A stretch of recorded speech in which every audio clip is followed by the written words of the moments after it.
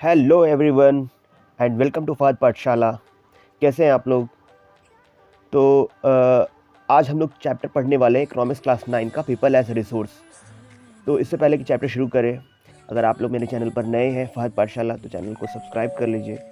और जो भी स्टूडेंट्स हैं क्लास 9, 8, 10 के, उनको मैं ये कहना चाहता हूँ कि आप लोग मेरे चैनल पर बने रहिए, क्योंकि आपके सिलेबस से रिलेटेड जो भी कंटेंट है मैं धीरे धीरे करके अपलोड करूँगा, पढ़ाऊँगा और बेहतर तरीके से पढ़ाऊँगा। आप लोग को बेहतर तरीके से समझाने की कोशिश करूँगा।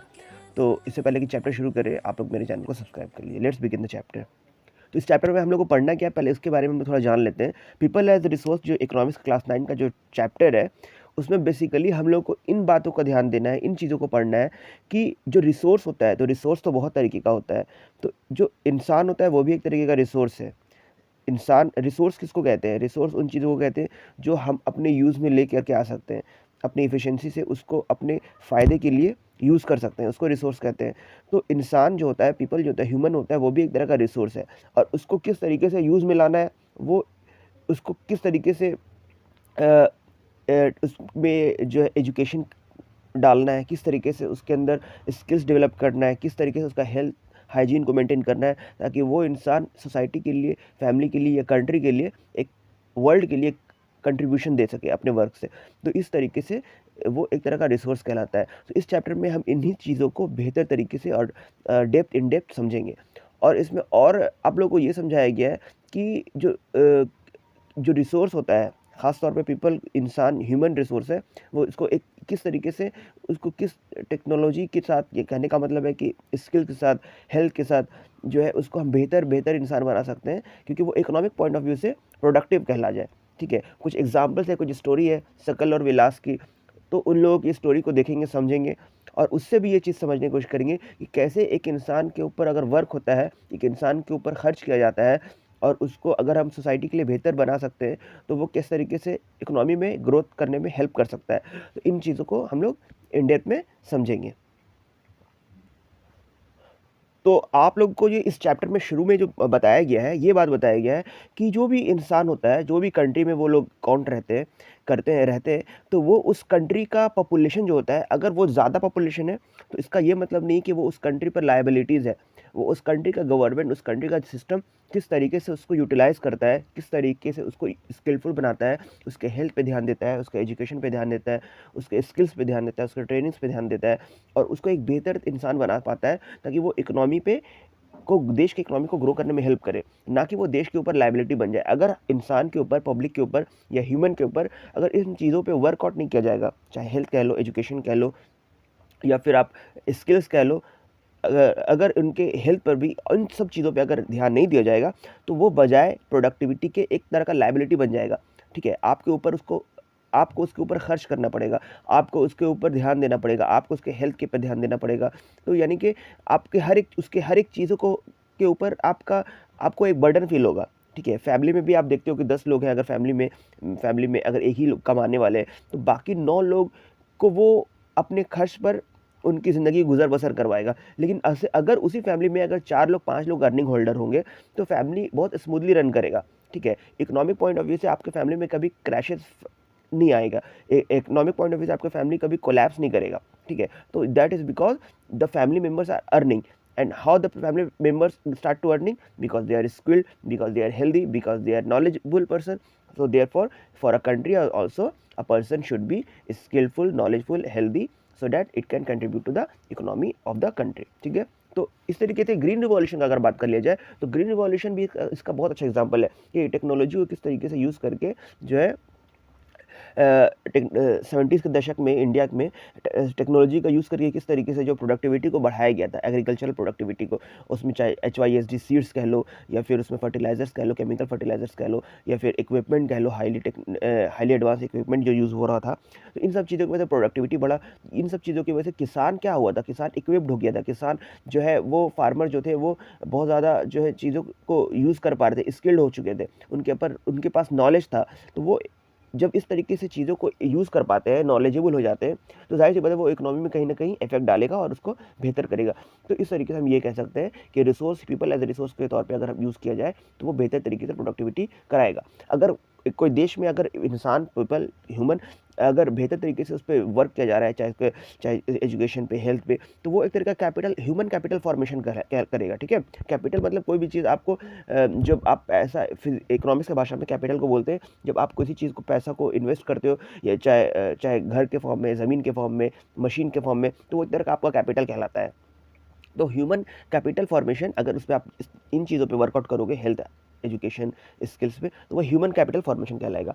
और बेहतर तरीके से वो देश के जीडीपी को, देश के अ, अ, इन चीज़ों एन जीएनपी को, ग्रॉस नेशनल प्रोडक्ट पे भी आपका बहुत अच्छा इफेक्ट करेगा, क्योंकि वो क्या करता है ना कि जीडीपी क्या होता है, जीएनपी क्या होता है, जीडीपी होता है देश के with in goods and services से, फाइनल गुड्स एंड सर्विसेज से जो इनकम जनरेट होता है उसको जीडीपी कहते हैं। लेकिन जीएनपी क्या होता है कि मतलब देश के बाहर से इंपोर्ट एक्सपोर्ट जो भी हो रहा है अंदर बाहर, उसके वजह से जो फाइनल जो कैलकुलेशन आता है अमाउंट का, वो गुड्स एंड सर्विसेज से, तो वो जीएनपी कहलाता है। तो देश के जीडीपी और जीएनपी दोनों में बहुत बड़ा इफेक्ट करेगा, अगर आपका ह्यूमन रिसोर्स कैपिटल अगर बेहतर तरीके से डेवलप हो पाएगा, ठीक है।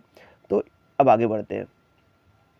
अच्छा, यहाँ पे एक स्टोरी बताया गया है शकल और विलास का, तो हम लोग उस स्टोरी को समझेंगे।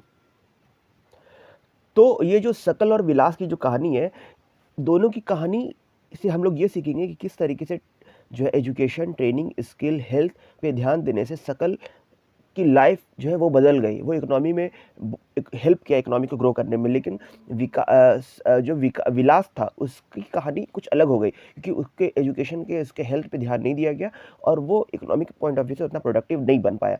तो हम लोग इन दोनों के स्टोरी से यही चीज़ सीखेंगे। तो शकल जो था, विलास जो था, वो दोनों एक ही गांव में रहता था, सीमापुर। दोनों 12 साल का ही था बच्चा। शकल जो था, उसकी मदर थी जो थी शीला, वो घर का काम करती थी। उसके फादर जो थे बूटा चौधरी, वो एग्रीकल्चरल फील्ड पे काम करते थे। शकल जो है अपनी मदर को घर के कामों में थोड़ा बहुत हेल्प करता था, और वो जो है अपने छोटे भाई बहन जीतू और सीतू को के ऊपर भी ध्यान देता था। लेकिन उसके एक अंकल थे श्याम, जो 10th पास किए थे, लेकिन वो गांव में ही रहते थे, उनके पास जॉब नहीं था। बूटा जो और शीला जो थी, वो लोग दोनों चाहते थे कि शकल को पढ़ाए, और इसकी वजह से वो लोग क्या किए, उसको गाँव के ही एक स्कूल में नाम लिखवा दिए। फिर उसके बाद उसकी पढ़ाई पूरे होने के बाद, हायर सेकेंडरी पास करने के बाद, वो कंप्यूटर का कुछ कोर्स कर लिया, जिसके बाद वो जो है एक कंपनी में, एक फर्म में जो है जॉब किया वहाँ पे, और वो सॉफ्टवेयर डिज़ाइनिंग का भी काम करता था। तो वो सॉफ्टवेयर डिज़ाइनिंग का जो काम करता था, वो वाक़ई में अच्छा काम कर रहा था, जिसकी वजह से उसका इकोनॉमिक पॉइंट ऑफ व्यू से भी उसके लिए बेहतर था। और जहाँ पे वो काम करता था, जो सॉफ्टवेयर वगैरह वो बनाता था, वो उसके फर्म का सेल को बढ़ाने में भी हेल्प करता था। तो इसकी वजह से उसका उसका जो बॉस था, उसको बहुत अच्छा मानता था, क्योंकि वो बहुत हेल्पफुल था उसके इकोनॉमिक डेवलपमेंट में, उस कंपनी के इकोनॉमिक डेवलपमेंट में, खुद के भी इकोनॉमिक डेवलपमेंट में वो चीज़ प्रोडक्टिव था, वो हेल्प कर रहा था। तो इस तरीके से शकल की कहानी थी, जो कि हम लोग देख सकते हैं पॉजिटिव एस्पेक्ट लेकर के आ रहा था इकोनॉमिक पॉइंट ऑफ व्यू से।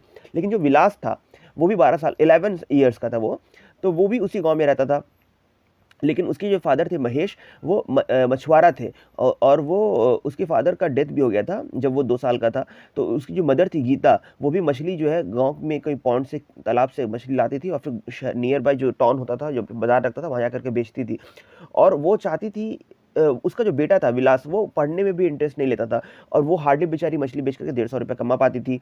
और उसका जो बेटा था विलास, वो अर्थराइटिस का भी पेशेंट बन चुका था, ठीक है। तो जिसकी वजह से वो स्कूल भी नहीं जाना चाहता था, स्कूल नहीं भी जाता था, और वो स्टडी में उतना इंटरेस्ट भी नहीं लेता था। उसकी जो मदर थी, वो खाना वगैरह बनाती थी, और उसमें थोड़ा बहुत वो हेल्प करता था मदर को, और भाई को भी को भी थोड़ा देखभाल कर लेता था, छोटे भाई को। तो हुआ क्या कि इस वजह से हम ये देख सकते हैं कि वो बड़ा होकर के वो भी जो है मछली ही बेचने का काम किया, क्योंकि वो पढ़ा नहीं, हेल्थ भी उसका इतना अच्छा नहीं था। तो जिस वजह से हम ये देख सकते हैं कि हेल्थ और एजुकेशन की वजह से वो इकोनॉमिक पॉइंट ऑफ व्यू से उतना प्रोडक्टिव नहीं बन पाया, जिस तरीके से शकल बन पाया। तो इससे ये हम लोग देख सकते हैं कि एजुकेशन पे ध्यान दिया गया शकल के, हेल्थ पे ध्यान दिया गया शकल के, और विलास में ये चीज़ नहीं हो पाया, जिसकी वजह से इकोनॉमिक पॉइंट ऑफ व्यू से दोनों की स्टोरी डिफरेंट पोल अपार्ट हो गया, ठीक है। तो ये चीज़ हम लोग सीखें। अब आगे क्या है वो देखते हैं। तो आगे जो बात आप लोगों को बताया गया है, वो इन्हीं चीज़ों के हेल्प से बताया गया है। ये जो दोनों स्टोरी हम लोग पढ़े, इन्हीं के हेल्प से अगर आगे बताया गया है कि किस तरीके से कोई भी कंट्री अपने अपने ह्यूमन कैपिटल पे खर्च करके उसको प्रोडक्टिव बनाता है, अगर उसके स्किल पर, उसके एजुकेशन पर, उसके हेल्थ पर अगर वर्क करता है कंपनी, उसका सॉरी देश, कोई भी कंट्री, उसका जो जीडीपी का जो भी बजट होता है, उस बजट का एक बड़ा अमाउंट जो है एजुकेशन, हेल्थ पे अगर खर्च किया जाता है बच्चों पे, तो वो जाकर के आगे देश के फ्यूचर को बहुत ब्राइट बनाएगा, क्योंकि देश का फ्यूचर देश का बच्चा ही है। देश का जो भविष्य है, देश का जो फ्यूचर है, वो देश का बच्चा है, और उनका बच्चा अगर जितना स्ट्रांग होगा हेल्थ एजुकेशन के पॉइंट ऑफ व्यू से और स्किल के पॉइंट ऑफ व्यू से, ट्रेनिंग के पॉइंट ऑफ व्यू से, जितना ज़्यादा उसमें उनमें इन्वेस्टमेंट होगा, वो उतना ज़्यादा देश के प्रोडक्टिविटी को आगे बढ़ाएगा। ठीक है, तो इन चीज़ों को फिर से समझाया गया कि उसमें इन्वेस्टमेंट करना हर देश को ज़रूरी है। जो देश इंडिया का अगर बात करें, इंडिया शुरू में जो है ना, जब आज़ाद हुआ था, तो एजुकेशन पे, हेल्थ पे उतना उसका बजट नहीं था, क्योंकि हेल्थ एजुकेशन को उतना मायने नहीं दिखाया जाता था, सिर्फ और सिर्फ एग्रीकल्चर पे, इकोनॉमिक बिल्डिंग वगैरह बनाने पे, या फिर कह लो आप इंडस्ट्री सेटअप करने पे, इन चीज़ों पे बजट जाता था।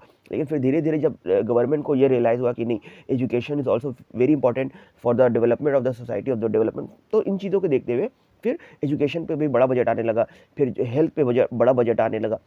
ठीक है, तो यहाँ पे हम लोग को ये बात समझाया गया है।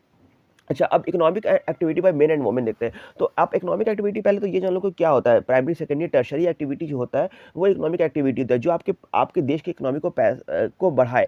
ठीक है, यानी कि आपको पैसा जनरेट कर पाए, उसको इकोनॉमिक एक्टिविटी कहते हैं। तो बेसिकली 3 तरह का इकोनॉमिक एक्टिविटी होता है। ठीक है, तो एक होता है प्राइमरी, जो जो जितना भी नेचुरल प्रोडक्ट हम लोग, नेचुरल चीज़ जो भी ज़मीन से या फिर नेचर से हम लोग ऑब्टेन करते हैं, चाहे चाहे खेती कर लो, या दूध, गाय पालना दूध के लिए, या फिर शहद का पालना, या मछली, मुर्गी, या मीट का ये रेयरिंग के लिए जानवर को पालना, या फिर सब्ज़ी, साग सब्ज़ी कुछ भी उगाना, कुछ भी मिनरल्स माइनिंग करना, ये सब प्राइमरी एक्टिविटी में आ जाएगा। सेकेंडरी में क्या हो जाएगा, इन सब चीज़ों को जब निकाल लिए, तो फाइनल प्रोडक्ट जब बनाते हैं, उसमें जो प्रोसेसिंग करते हैं, तो वो जो प्रोसेसिंग करने के लिए हम लोग जो इंडस्ट्रीज़ का, फैक्ट्री का यूज़ करते हैं, वो हो जाएगा सेकेंडरी एक्टिविटी। टर्शरी क्या होता है, अब इन प्रोडक्ट को फाइनली हमको डिलीवर करना है कंज्यूमर तक, तो उनमें जो सर्विस लगता है, चाहे वो ट्रांसपोर्टेशन हो जाए, चाहे वो कॉल हो जाए, चाहे ईमेल हो जाए, या फिर ट्रैवलिंग हो जाए, टूर्स हो जाए, तो इन सब चीज़ों को अगर यूज़ करते हैं, वो सब आ जाएगा टर्शरी सेक्टर में। उसके टर्शरी सेक्टर में और भी क्या आ जाएगा, हेल्थ आ जाएगा, टर्शरी सेक्टर में एजुकेशन आ जाएगा, टर्शरी सेक्टर में रेलवे आ जाएगा, ट्रांसपोर्टेशन आ जाएगा, बहुत सारी चीज़ें। तो इन तरीके से इकोनॉमिक एक्टिविटी को बांटा गया है।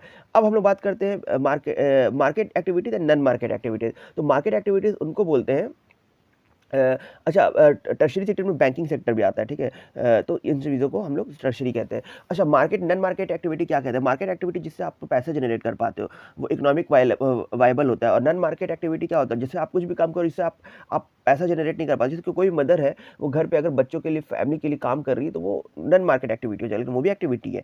ठीक है, तो इस तरीके से हम लोग ये देख चीज़, वो सेल्फ कंजप्शन के लिए आप काम कर रहे हो, वो नॉन मार्केट एक्टिविटी हो जाएगा। ठीक है, अब आगे बढ़ते हैं। अच्छा, यहाँ पे बताया गया कि मेन और वुमेन के पॉइंट ऑफ व्यू से भी इकोनॉमिक एक्टिविटी के बारे में बताया गया।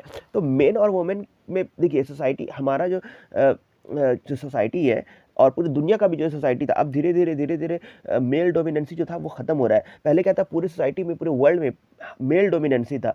आज इंडिया में भी ये चीज़ अभी तक है। तो इसमें हम लोग क्या है कि जो मेल है, वो कंपैरेटिवली फीमेल के कंपेयर में, वो उसको ज़्यादा इकोनॉमिक प्रोडक्टिविटी के तौर पे देखा जाता है। लोगों को लगता है कि वो ज़्यादा काम करते हैं, इकोनॉमिक जनरेट ज़्यादा कर पाएँगे, लेकिन ऐसा नहीं है। आज आप देख लो कि बड़े-बड़े पोस्ट पे फीमेल भी हैं, ठीक है? तो ऐसा नहीं है, तो वो भी इकोनॉमिक प्रोडक्टिविटी में हेल्प करती है। इसी पार्शियलिटी की वजह से जब धीरे-धीरे पहले की बात कर रहे हैं, अब तो धीरे-धीरे बहुत सारा चीज़ बदलाव हुआ है।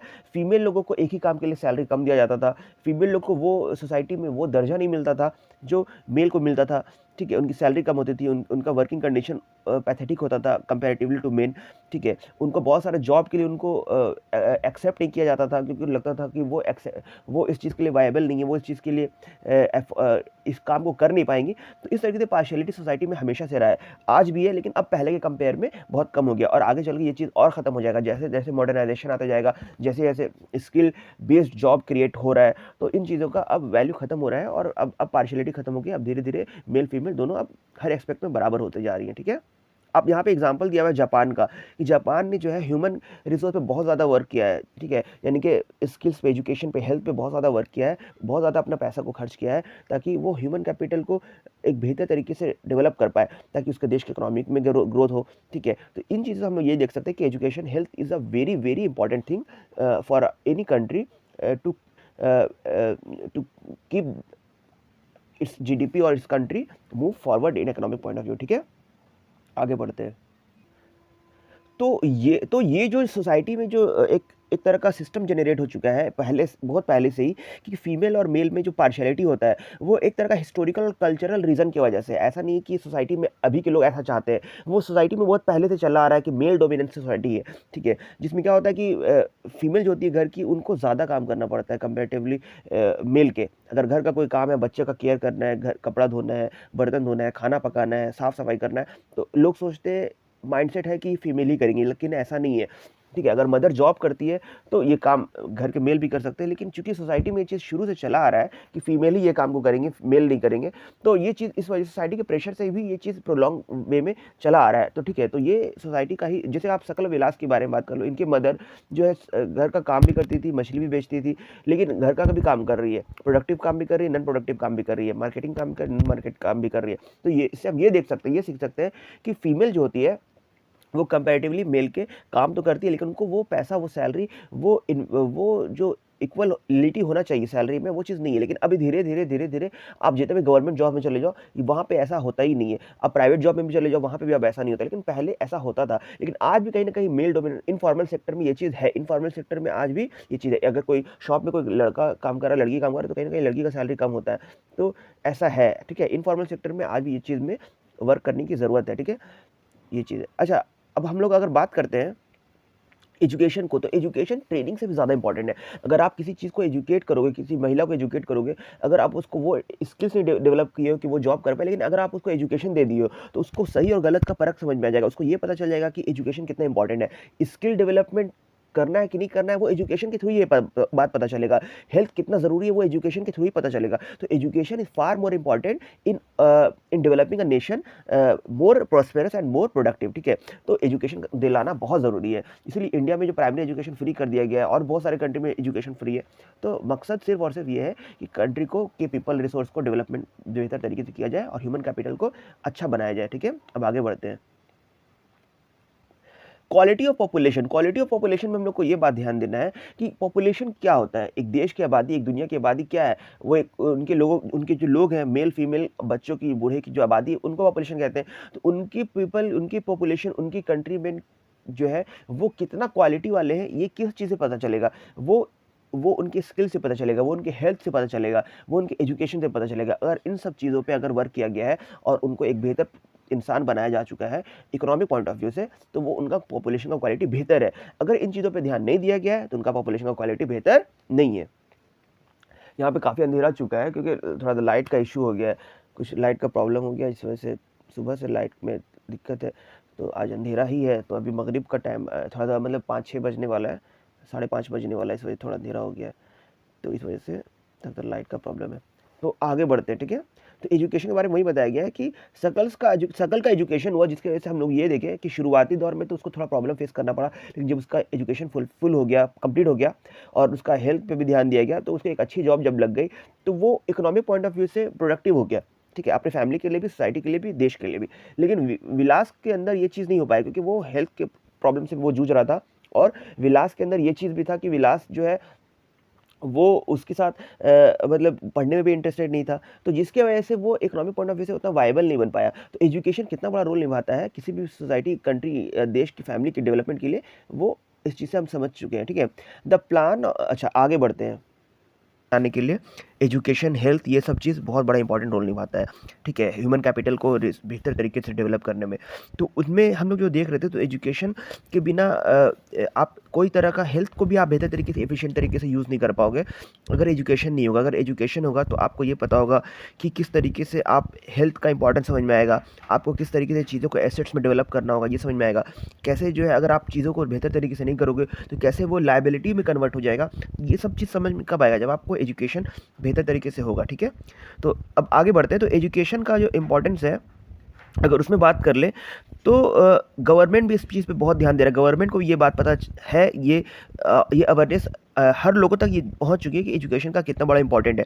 इसी वजह से गवर्नमेंट क्या करती है कि बहुत सारा vocational training courses, skill development courses start किया है। फिर उसके बाद बहुत सारा कोर्सेज ऐसा भी है जो गवर्नमेंट भी नहीं, प्राइवेट फर्म वगैरह या फिर कोई भी छोटा मोटा फर्म है जो इस चीज़ को वोकेशनल कोर्स पे जोर देती है और इन तरह के कोर्स को कराती है, ताकि लोग स्किल्ड हो और थोड़ा बहुत नॉलेज गेन करें और प्रोफेशनल तरीके से काम करने करने के लायक बन जाए, ठीक है, और इकोनॉमी को बूस्ट कर पाए, और ह्यूमन कैपिटल जो कहते हैं हम लोग वो बेहतर तरीके से ह्यूमन कैपिटल में कन्वर्ट हो पाए। तो इसी को देखते हुए जब first year plan India independent के बाद जो स्टार्ट हुआ, तो फर्स्ट ईयर प्लान में एजुकेशन पे उतना तवज्जो कह सकते हैं, उतना इंपॉर्टेंस नहीं दिया गया। तो जिसकी वजह से उसमें जो फर्स्ट ईयर प्लान में जो बजट आया था, जो बजट आया था इंडिया गवर्नमेंट का, तो उसमें लिटरेसी एजुकेशन डिपार्टमेंट में उतना बड़ा अमाउंट नहीं दिया गया था, ठीक है। लेकिन जैसे जैसे टाइम बढ़ता चला गया, नेक्स्ट बजट आया, उसके बाद आया, तो अभी हम लोग ये देखते हैं कि हर बजट में जो एजुकेशन का इंपॉर्टेंट को देखते हुए उसमें उसका परसेंटेज को बढ़ाया गया है, ठीक है। तो ये चीज़ है, आप ये देख सकते हो, जिसकी वजह से लिटरेसी रेट भी बढ़ा। अब बजट एजुकेशन पे ज़्यादा आया, जिसकी वजह से इंडिया का फ़ायदा ये हुआ कि लिटरेसी रेट बढ़ा। आप देख सकते हो कि इंडिया में, हालांकि हर स्टेट में लिटरेसी रेट अलग है। अगर हम केरला की बात कर ले तो 94% है वहाँ पे, बिहार की बात कर ले तो 62% है, तो ये वेरी करता है, ठीक है। और बात कर लेते हैं कि जब इंडिया आज़ाद हुआ था तो उस वक्त जो बजट था एजुकेशन पे वो 151 करोड़ था, लेकिन फिर उसके बाद अभी 2021 का अगर बजट का बात कर ले तो 99300 करोड़ रुपया खाली सेंट्रल गवर्नमेंट का बजट आया है एजुकेशन पे। तो आप देख सकते हो कितना बड़ा एक चेंजेस आया, एजुकेशन का इंपॉर्टेंस समझ में आया गवर्नमेंट को भी, ठीक है। और लिटरेसी रेट का बात कर लो तो आप 1951 में 18% था और 2018 में जाके 85% हो गया। तो आप ये जो इतना बड़ा ड्रास्टिक चेंज देखे हो, ये तभी मुमकिन हो पाया जब गवर्नमेंट को ये समझ में आया कि एजुकेशन का इंपॉर्टेंस कितना है चीज़ों को बेहतर से बेहतर बनाने में, ठीक है। और अगर जीडीपी के पॉइंट ऑफ व्यू में बात कर ले तो 1951-52 ईयर्स के टाइम में जो जीडीपी में कंट्रीब्यूशन था एजुकेशन का वो 0.64% था। यानी कि अगर 100% पूरा जीडीपी देश का है तो 0.64% जो है एजुकेशन से आ रहा था, लेकिन अब जो 3.1% जीडीपी में जो है वो एजुकेशन से आ रहा है। इसका मतलब आप 2019-20 की बात कर ले तो ये चीज़ से आप ये कंपेयर कर सकते हो कि आप एजुकेशन में कितना बड़ा एक ड्रास्टिक रिवॉल्यूशन आ चुका है एजुकेशन सेक्टर में, ठीक है। तो ये चीज़ है। अगर हम आगे अब बात करते हैं, एजुकेशन से आगे बढ़ते हैं, तो जैसे कि आप ये देख सकते हो ये चार्ट में कि किस तरीके से ओवर द ईयर 1951 से लेकर 2018 तक का जो चार्ट दिया हुआ है आप देख सकते हो। तो इसमें जो है लिटरेसी रेट कितना तेज़ी से ग्रो किया है आप ग्राफ के थ्रू देख सकते हो। ईयर हर 10 साल पे जो लिटरेसी रेट का जो डेटा दिया हुआ है, और आप ये भी देख सकते हो कि मेल का लिटरेसी रेट भी बढ़ा है और फीमेल का भी लिटरेसी रेट हर डिकेड में बढ़ा है। लेकिन फीमेल का लिटरेसी रेट में आप देख सकते हो कि मेल के कंपेयर में कम है। तो ये because of the male dominant society है इंडिया में या हर जगह कह लो, तो फीमेल को लोग पढ़ाने में उतना इंटरेस्ट नहीं लेते हैं। लोग ये सोचते हैं कि फीमेल घर का काम करेंगी तो उनको एजुकेशन दिला करके उतना कुछ फ़ायदा नहीं है। हालांकि अब इक्वली कंट्रीब्यूशन की तरफ इंडिया जा रहा है, जहाँ पे मेल फीमेल दोनों का कंट्रीब्यूशन एजुकेशन में बराबर की तरह होते जा रहा है, ठीक है। तो ये चीज़, लेकिन अभी भी मेल डोमिनेंट सोसाइटी इंडिया में है, ठीक है। अब आगे बढ़ते हैं। आगे जो है वो ये है कि अच्छा अच्छा, एजुकेशन को देखते हुए गवर्नमेंट जो है नवोदय विद्यालय टाइप का स्कूल सेटअप किया हर डिस्ट्रिक्ट में। फिर उसके बाद गवर्नमेंट क्या किया कि मतलब आप ये देख सकते हो कि गवर्नमेंट ने जो है बहुत सारा एजुकेशन पॉलिसी में बदलाव लाया है। प्राइमरी एजुकेशन को कंपलसरी किया है 5 to 14 ईयर्स के जो बच्चों के लिए।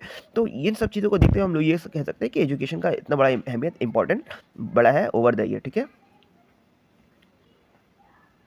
Gross enrolment ratio in higher education in the age 18 से 23 साल में 27% था 19-20 में, which is broadly in line. तो कहने का मतलब ये आप ये जो डेटा जितना भी दिया हुआ है, ये डेटा आपके लिए बहुत इंपॉर्टेंट इसलिए हो जाता है कि आप आंसर को अगर बेहतर बनाना चाहते हो तो आप उस डेटा का यूज़ कर लो।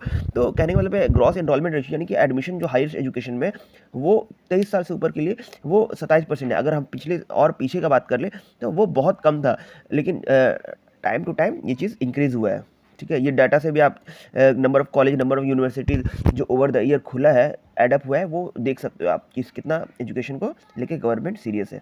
अब आगे आते हैं, वो है हेल्थ सेंटर। तो हेल्थ भी जो है ना वो इक्वली इंपॉर्टेंट है बेहतर तरीके से चीज़ों को डेवलप करने में, ह्यूमन रिसोर्स बनाने में, ठीक है। तो हेल्थ की अगर हम बात कर लें तो हेल्थ का इंपॉर्टेंट इसलिए बढ़ जाता है क्योंकि अगर आप सपोज दैट फैमिली की बात करो, अगर फैमिली में 12 लोग हैं, 10 लोग हैं, अगर उसमें एक बंदा भी अगर हेल्थ ख़राब हो गया, खुदा ना खासा वो बेड पकड़ लिया, तो आप वो वर्किंग रह करके वर्किंग चाह के वो वर्किंग नहीं बन सकता है, क्योंकि अगर वो हेल्थ उसका ख़राब हो जाएगा तो वो वर्क नहीं करेगा, अर्न नहीं करेगा। जब वो अर्न नहीं करेगा तो जाहिर सी बात है कि वो एक लायबिलिटी बन जाएगा, बजाय एसेट बनने के वो क्या बन जाएगा, लायबिलिटी बन जाएगा। तो हेल्थ जो है ना वो बहुत इंपॉर्टेंट रोल निभाता है, ठीक है। वो एक बहुत बड़ा पोटेंशियल रखता है वो हेल्थ ह्यूमन रिसोर्स को डेवलप करने में। ठीक है, तो गवर्नमेंट इस पे भी बहुत ध्यान दे रही है। आप देख लो कि government over the year budget में भी गवर्नमेंट का बहुत बड़ा इसमें एक एड अप हुआ है। ठीक है, हेल्थ सेक्टर में भी जगह-जगह जो है क्लिनिक खुला है। आप दिल्ली का गवर्नमेंट का एग्जांपल ले लो कि वो मोहल्ला क्लिनिक का एक नया कंसेप्ट लेकर के आया है। ठीक है, फिर आप जेएनएम, एएनएम करके जो मेडिकल पर्सन्स होते हैं उनका रिक्रूटमेंट, उनकी फैसिलिटीज़ गवर्नमेंट ऑफिशियल्स के जो हेल्थ सेक्टर से जुड़े हैं उनमें वैकेंसी, नंबर ऑफ वैकेंसीज बढ़ा है। ठीक है, ओवर द ईयर जो है गवर्नमेंट इन चीज़ों पे बहुत ध्यान दे रही है। और स्कूल में भी आप देख लो तो मिड डे मील चालू किया गवर्नमेंट ने। ठीक है, स्कूल में भी, और स्कूल में तो बहुत सारा और स्कीम भी चालू किया गया है, सिर्फ और सिर्फ इसलिए क्योंकि बच्चों का हेल्थ का भी एजुकेशन के साथ साथ ध्यान दिया जाए। ठीक है, तो ये सब चीज़ को हम लोग अगर कंबाइन करें तो हम लोग ये बता सकते हैं कि education and health both are the most important factor for the human resource development. Health infrastructure बनना, अभी आप मैं तो बिहार से हूँ तो मैं इस चीज़ का कह सकता हूँ कि अभी पटना में, बिहार कैपिटल पटना में बहुत बड़ा गवर्नमेंट हॉस्पिटल बनने जा रहा है, जो एशिया का सेकंड लार्जेस्ट गवर्नमेंट हॉस्पिटल है। तो आप इससे ये अंदाज़ा लगा सकते हो कि लगभग 10,000 प्लस बेड है इसमें। आप ये अंदाज़ा लगा सकते हो कि गवर्नमेंट हेल्थ सेक्टर पे, हेल्थ इंफ्रास्ट्रक्चर पे कितना खर्च करना चाहती है, उसको कितना बेहतर से बेहतर बनाना चाहती है। ठीक है, तो ये चीज़ है। अब अच्छा, एक चीज़ हेल्थ को देखते हुए हम एक और डेटा के बारे में आपको बता सकते हैं कि ओवर द ईयर जो लाइफ एक्सपेक्टेंसी रेट है, ये मतलब लाइफ कितने स्पैन तक लोग जी रहे हैं, ये इंडिया में ओवर द ईयर्स बढ़ा है। ठीक है, इन्फेंट मोर्टेलिटी रेट घटा है। तो इन सब चीज़ों से हम ये पता कर सकते हैं कि ये सब चीज़ तभी मुमकिन हो पाया है क्योंकि इंफ्रास्ट्रक्चर हेल्थ का अच्छा हुआ है और हेल्थ पे गवर्नमेंट कॉन्शियस हुआ है, हेल्थ के इंपॉर्टेंस को समझा है, जिसकी वजह से लोगों का जो उम्र है नॉर्मल एवरेज जीने का वो बढ़ा है। बच्चे जो बिलो 1 ईयर के डेथ हो जाती है वो चीज़ घटा है। Therefore we can say health infrastructure is going increased and better day by day.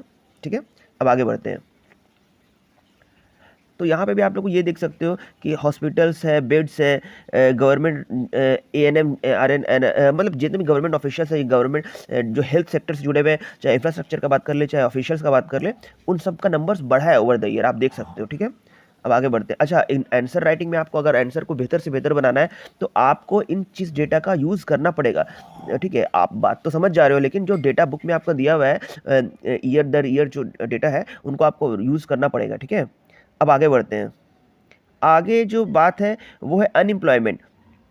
अच्छा, क्वालिटी ऑफ पॉपुलेशन को बताने के लिए हम लोग एजुकेशन का रोल देख लिए, हेल्थ का रोल देख लिए, अब अनएम्प्लॉयमेंट का रोल देखेंगे कि अनएम्प्लॉयमेंट अगर ज़्यादा हो जाएगा, बात समझ रहे हैं आप, कि अनएम्प्लॉयमेंट अगर ज़्यादा हो जाएगा तो अनएम्प्लॉयमेंट मतलब बेरोजगारी अगर ज़्यादा हो जाएगा तो वो आप कितना भी हेल्थ अच्छा रख लो, कितना भी एजुकेशन अच्छा कर लो, लेकिन अगर नौकरी ही नहीं है तो सब चीज़ बेकार है। तो वही है। और अच्छा, एम्प्लॉयमेंट जनरेट करना काम किसका है? गवर्नमेंट का काम है। गवर्नमेंट अगर बेहतर तरीके से एम्प्लॉयमेंट जनरेट करेगी, अगर फैसिलिटीज ऐसा क्रिएट करेगी तो बेहतर तरीके से चीज़ों को चीज़ स्मूथली रन कर पाएगा। लेकिन अगर एम्प्लॉयमेंट है ही नहीं, अगर, और कहने का मतलब है कि लोग पढ़ भी लेंगे, एजुकेशन भी ले लेंगे, स्किल्ड भी हो जाएंगे, हेल्दी भी रहेंगे, तो फिर कोई फ़ायदा नहीं है, सब चीज़ धरा का धरा रह जाएगा। तो इस वजह से आप ये देख सकते हो कि शकल की जो मदर थी शीला, वो डोमेस्टिक काम भी करती थी, उनके हस्बैंड जो थे वो फील्ड पे काम करते थे।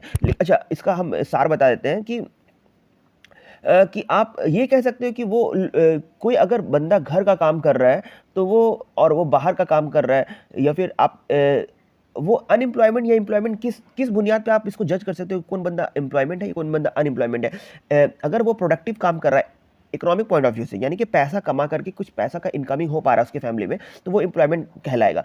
कोई लेडी है वो घर का काम कर रही है, बहुत काम कर रही है, बहुत काम कर रही है, लेकिन इकोनॉमिक पॉइंट ऑफ व्यू से वो काम नहीं कर रही है क्योंकि आप उससे पैसा जनरेट नहीं कर पा रहे हो। अगर मदर घर पे काम कर रही है, बच्चों को पाल रही है, तो वो इकोनॉमिक पॉइंट ऑफ व्यू से वो अनएम्प्लॉयड है। भले वो काम कर रही है लेकिन वो एम्प्लॉयड नहीं कहलाएगी। ठीक है, तो यही बोलने का, समझाने का मतलब था। तो एम्प्लॉयमेंट बहुत ज़रूरी चीज़ है अगर आपको इकोनॉमी को डेवलप करना है, और एम्प्लॉयमेंट जनरेट तभी होगा जब आप हेल्थ और एजुकेशन को बेहतर रखिएगा। तो इसलिए health education is a prime focus thing for improving the quality of population. ठीक है, तो अनएम्प्लॉयमेंट जो होता है ना, बेसिकली वो 3 तरह का होता है। एक सीजनल अनएम्प्लॉयमेंट होता है, एक डिस्गाइज्ड अनएम्प्लॉयमेंट होता है, एक होता है तीसरा एजुकेटेड अनएम्प्लॉयमेंट होता है। तो सीजनल अनएम्प्लॉयमेंट, तीनों को बेहतर तरीके से समझिए, गौर से सुनिए। सीजनल अनएम्प्लॉयमेंट क्या होता है कि आपको थ्रू आउट द ईयर जो है वो आपको जॉब में नहीं मतलब आपको या फिर आप कह लो इकोनॉमिक एक्टिविटी आप नहीं कर पाओगे, या पैसा जनरेट नहीं कर पाओगे 12 का 12 महीना। जैसे कि आप एग्जांपल ले लो, कोई किसान है, खेती कर रहा है, जायद या रबी क्रॉप ग्रो कर रहा है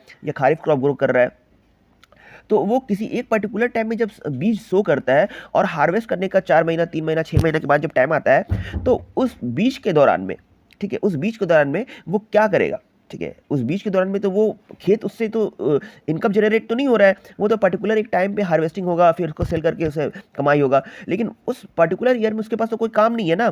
काम तो उसके पास सोइंग के टाइम में काम रहेगा या हार्वेस्टिंग के टाइम में काम रहेगा। जो लेबर है, मजदूर है, जो पीजेंट्स हैं, जो जाके दूसरे के खेत पे इस तरह का काम करते हैं, तो हर वक्त तो काम होगा नहीं उसके पास अवेलेबल, क्योंकि ये हार्वेस्टिंग सोइंग का पीरियड होता है, पर्टिकुलर पीरियड होता है। तो इस तरीके से हर वक्त काम नहीं मौजूद होगा उसके पास, तो ये सीजनल अनएम्प्लॉयमेंट हो जाएगा। समझ गए? ये बेसिकली गाँव में होता है या फिर शहर में भी होता है। जैसे कि कंस्ट्रक्शन चल रहा है, तो कंस्ट्रक्शन कभी कभी इस किसी पीरियड में चलता है, किस पीरियड में नहीं चलता है, तो उस पीरियड में जिसमें अवेलेबल होगा काम, वो जिसमें नहीं अवेलेबल होगा वो लोग खाली हो जाएंगे। तो ये सीजनल अनएम्प्लॉयमेंट होता है, ठीक है। एग्रीकल्चर सेक्टर में ये ज़्यादा होता है। डिसगाइज अनएम्प्लॉयमेंट क्या होता है कि आप इसका एग्जांपल ऐसे समझो कि जहाँ पे ज़रूरत 10 लोगों का है, वहाँ पे अगर आप 15 लोगों को काम करा रहे हो, तो आप पैसा तो 15 लोगों को भले दे रहे हो, या फिर आप कहने का मतलब है पैसा नहीं। अच्छा, इसको ऐसे समझते हैं कि जहाँ पे काम मेरा 10 लोगों से निकल जाएगा, वहाँ पे 15 लोग काम कर रहे हैं, ठीक है, और प्रोडक्टिविटी उतना ही होगा जितना 10 लोग करेंगे और 15 लोग करेंगे। तो बाकी जो 5 लोग एक्स्ट्रा हैं, वो डिसगाइज अनएम्प्लॉयड कहलाएंगे, यानी कि वो बेफजूल के लोग हैं जो वहाँ पे काम कर रहे हैं, ठीक है। बात समझ में आ रही है? तो इससे हम ये कह सकते हैं ये नॉट रिक्वायर्ड है। इन लोगों जो एक्स्ट्रा 5 लोग हैं, ये रिक्वायर्ड नहीं है। जैसे कि आप खेत का एग्जाम्पल ले लो, अगर मेरे पास मान लेते 1 बीघा खेत है, और उस 1 बीघा खेत में जो है हम 15 किसान मिल करके खेती कर रहे हैं और उससे अनाज उगा रहे हैं। मान लेते हैं उससे अनाज हम 2 टन कुछ अनाज उगा लिए। एक बीघा खेत से 2 टन अनाज उगा लिए, 15 किसान लोग मिल करके। लेकिन अब हम उस क्या करेंगे, 15 वर्कर कह लो, 15 वर्कर, अब कह लो कि हम अगर 10 वर्कर से भी वही 1 बीघा पे खेत में उगाएंगे सामान, चीज़ें, तो कहने का मतलब है उसमें तब भी उतना ही क्वांटिटी का हम चीज़ प्रोडक्शन करेंगे जितना हम पहले 15 लोग में कर रहे थे। अब 10 लोग में भी उतना ही होगा। तो कहने का मतलब है कि ये जो 5 लोग हैं, इनके ना रहने से कोई फ़र्क नहीं पड़ेगा प्रोडक्टिविटी में। तो ये 5 लोग क्या है, कुछ और काम करते हैं, तो वहाँ से एक्स्ट्रा पैसा जनरेट कर पाते हैं। तो ये जो एक्स्ट्रा लोग होते हैं, ये पता नहीं चलता, छुपे हुए होते हैं, आप देख के बता नहीं सकते हो। तो इन्हीं को कहते हैं डिसगाइज अनएम्प्लॉयमेंट, ठीक है।